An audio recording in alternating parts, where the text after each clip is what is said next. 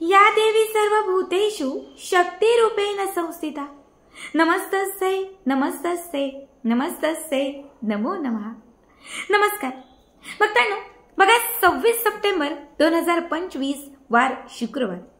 आपल्या सगळ्यांनाच माहिती आहे की आज शारदीय नवरात्री उत्सवातील 5वा दिवस, 5वी माळ। बघा, नवरात्रातील प्रत्येक दिवस हा माता दुर्गेच्या नवरूपांची पूजा करण्यासाठी, इच्छित मनोकामना पूर्ण होण्यासाठी, कुलदेवीला प्रसन्न करण्यासाठी, आपल्या घरामध्ये अखंड स्वरूपाने माता लक्ष्मीची कृपा प्राप्त करून घेण्यासाठी नवरात्रातील प्रत्येक दिवस हा अत्यंत प्रभावी मानला जातो। आज 5वा दिवस म्हणजे पंचमी तिथी। बघा, या पंचमीला आपण ललिता पंचमी असे म्हणतो। माता दुर्गेचे जे 5वे रूप आहे ते स्कंद मातेचे रूप आहे आणि तिचे जे नाव आहे ते ललिता आहे। म्हणूनच नवरात्रातील पंचमीला ललिता पंचमी असे म्हटले जाते। बघा, आज या व्हिडिओमध्ये मी तुम्हाला असा एक अत्यंत प्रभावी उपाय सांगणार आहे, ज्या उपायाने तुमच्या आयुष्यात साठलेले कर्ज दूर होईल, घरामध्ये असणारे दारिद्र्य घराच्या बाहेर जाईल, सतत येणारी गरिबी कमी होईल, पैशांची जी काही समस्या आहे ती तुमच्या आयुष्यातून सुटत जाईल। आज दिवसभरात सकाळपासून रात्रीपर्यंत कुठल्याही वेळात तुम्ही हा उपाय करू शकता। या उपायासाठी तुम्हाला काय करायचं आहे? सगळ्यात पहिली गोष्ट, एक नारळ घ्यायचा आहे, ज्याला आपण श्रीफळ असे म्हणतो। छान पाणी असणारा नारळ घ्यायचा, स्वच्छ पाण्याने धुवायचा। जिथे तुळशीचं रोप आहे, आपल्या दारात, अंगणात जिथे कुठे तुळशीचं रोप आहे, त्या तुळशीच्या समोर हा नारळ फोडायचा। नारळ फोडल्यानंतर त्या नारळात जे पाणी असेल,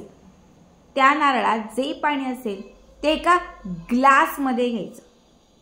आता नारळाचं पाणी आपल्या उजव्या हातावर 2 चमचे घालायचं। आपला उजवा हात हाताची उंजळ करायची, त्यामध्ये 2, 3, 4 जेवढं शक्य तेवढं तुम्हाला त्या हातामध्ये पाणी घ्यायचं आहे। त्यामध्ये तुम्हाला थोडेसे तांदूळ घालायचे आहे, हळदी कुंकू घालायचं आहे। तुम्ही अगोदर तांदूळ घातले, हळदी कुंकू घातलं, एक छोटंसं फूल ठेवलं आणि त्याच्यावरती 2 चमचे हे नारळाचं पाणी घातलं तरीही चालेल, जसं शक्य तसं करा।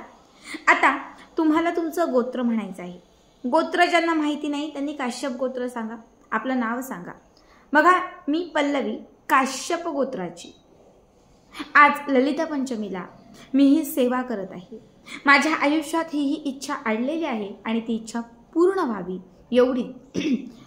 एवढीच माझी तुमच्याकडे प्रार्थना आहे। आज या ललिता पंचमीच्या दिवशी मी 7 वेळा ललिता सहस्त्रनामाचे पठण करणार आहे। या ललिता सहस्त्रनामाच्या पठणाने माझ्या आयुष्यात सोन्यासारखे दिवस यावे आणि माझ्या कुटुंबात, घरात असणारं, माझ्या जीवनात असणारं जे दारिद्र्य आहे ते दूर व्हावे असं तुम्हाला म्हणायचं आहे। आणि आपल्या हातात असणारं जे नारळाचं, जे श्रीफळाचं पाणी आहे ते तुळशीला अर्पण करायचं, तुळशीच्या बुडाजवळ अर्पण करायचं। हे करून झालं की त्याच्यानंतर आपल्याला घ्यायचं आहे हळदीचं कुडं, ज्याला हळदीचं कुडं, हळकुंड, हळद तुकडा किंवा हळद असे पण म्हणतो। छोटं हळकुंड कुठेही सहज मिळतं। हे हळकुंड आता उजव्या हातात घ्यायचं, उजव्या हाताची मूठ बंद करायची आणि 7 वेळा जे ललिता स्तोत्र आहे, हे ललिता स्तोत्र जे आहे ते तुम्हाला म्हणायचं आहे। आता हे स्तोत्र तुम्हाला 7 वेळा म्हणणं आवश्यक आहे। आता ज्यांना ललिता सहस्त्रनाम येत नसेल काय, किंवा ताई आमच्याकडे ललिता सहस्त्रनामाचं पुस्तक नाहीये, आम्ही कुठून म्हणू, काय करू, गुगलला जा, यूट्यूबला जा, तरीही तुम्हाला जमलं नाही तर एक मंत्र सांगतेय, तो मंत्र 7 माळी जपा। हळकुंडा उजव्या हातात, डाव्या हातात माळ घ्या, किंवा डाव्या हातामध्ये हळकुंड घ्या, उजव्या हातात माळ घ्या, जसं जमेल तसं, आणि 7 वेळा जो मंत्र सांगतेय तो मंत्र म्हणा। ओम ह्रीं क्लीं श्रीं देवी ललिताय नमः। ओम ह्रीं श्रीं क्लीं देवी ललिताय नमः। ओम ह्रीं श्रीं क्लीं देवी ललिताय नमः। ओम ह्रीं श्रीं क्लीं देवी ललिताय नमः।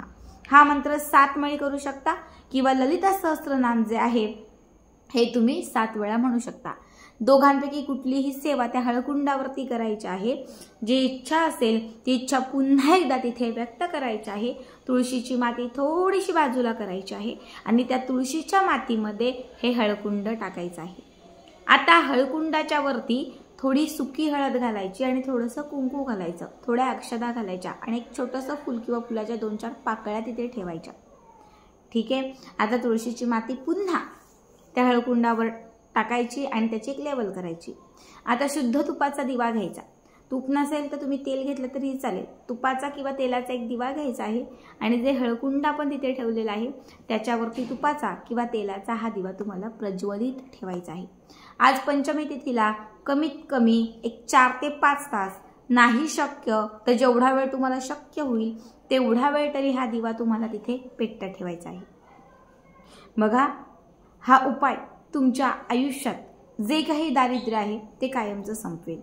या उपायाने घरामध्ये असणारी गरिबी दूर होईल. मनात असणारी कितीही कठीण इच्छा असेल तर ती पूर्ण होईल.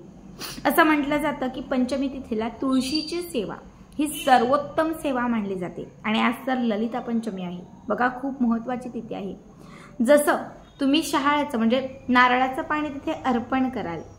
नारळ सगळ्यांनाच माहिती आहे, प्रत्येक शुभ कार्यात तेच वापरलं जातं. जेव्हा तुम्ही नारळाचं पाणी संकल्पयुक्त करून, अभिमंत्रित करून, इच्छा व्यक्त करून तुळशीच्या मुळाला अर्पण कराल, त्या क्षणात तुम्ही जे काही तिथे मागत असाल, तुम्ही जे काही तिथे म्हणत असाल, जे काही तुम्ही व्यक्त करत असाल ते माता लक्ष्मीपर्यंत पोहोचलं जाईल. कारण माता लक्ष्मीचंच स्वरूप ही तुळशी माता आहे.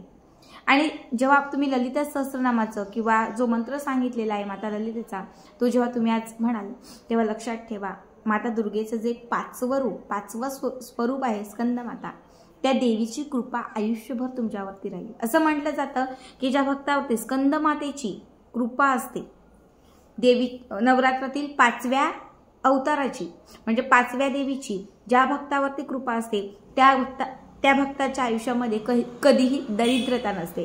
म्हणून गरिबी शक्यतो दूर करण्यासाठी आणि कर्जातून मुक्तता मिळवण्यासाठी ललिता पंचमीच्या दिवशी असंख्य उपाय केले जातात. खूप साधा सोपा उपाय तुम्हाला सांगितलेला आहे, आवर्जून करा. जेव्हा जेव्हा पंचमी तिथी असेल, आता प्रत्येक महिन्याला पंचमी तिथी असते, तर प्रत्येक पंचमी तिथीला काय करायचं, जिथे तुम्ही हळकुंड गाडलेलं आहे तुळशीच्या तिथे एक छोटीशी काहीतरी खून ठेवायची आणि प्रत्येक पंचमी तिथीला त्याच ठिकाणी तुपाचा दिवा लावायचा. तुपाचा दिवा लावल्यानंतर त्याच्यामध्ये चिमूटभर हळद सुद्धा घालायची. घरामध्ये कधीच गरिबी येणार नाही. कितीही वाईट वेळ आली तरी कोणापुढे हात पसरण्याची वेळ येणार नाही. इतके तरी पैसे तुमच्याकडे आवर्जून राहतील.